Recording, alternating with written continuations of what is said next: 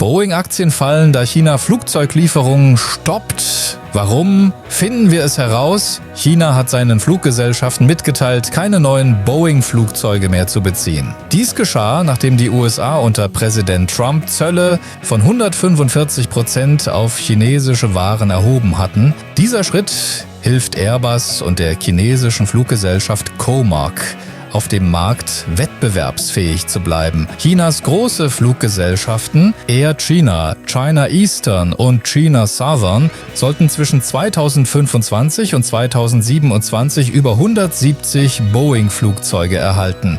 Nun liegen diese Pläne auf Eis